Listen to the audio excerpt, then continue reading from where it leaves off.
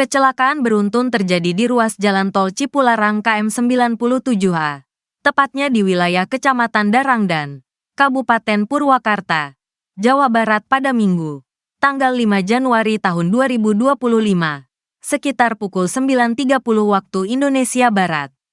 Kecelakaan tersebut melibatkan 5 kendaraan dan menyebabkan 2 orang alami luka-luka.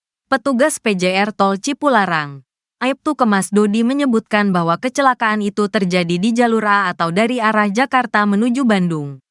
5 kendaraan yang terlibat, yakni truk bermuatan batu bara, Baspo Prima Jasa dan 3 minibus.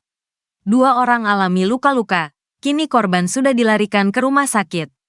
Untuk kendaraan yang terlibat kecelakaan dibawa ke Polderek Jatiluhur, ucap Dodi kepada tribunjabar.id di lokasi kejadian, Minggu, tanggal 5 Januari tahun 2025, pagi. Diketahui, kecelakaan terjadi karena diduga truk bermuatan batu bara tidak kuat menanjak hingga akhirnya hilang kendali dan menabrak sejumlah kendaraan di belakangnya. Salah satu saksi mata, Ridwan menjelaskan bahwa saat peristiwa terjadi ia tak menyangka bahwa truk yang berada di depannya itu hilang kendali. Saat kejadian, truk itu kayak alami remblong sampai akhirnya mundur ke belakang. Kami sudah menghindar, tapi akhirnya kena tabrak juga dari kendaraan lain, ucapnya.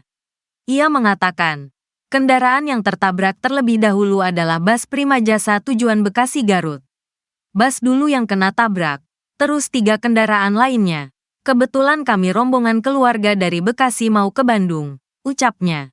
Adapun pantauan tribunjabar.id di lokasi sekitar pukul 10.30 waktu Indonesia Barat. Kondisi arus lalu lintas sudah kembali lancar, setelah alami kepadatan hingga 1 km. Proses evakuasi kendaraan dan puing batu bara yang jatuh di jalan tol pun sudah berhasil dilakukan oleh petugas gabungan.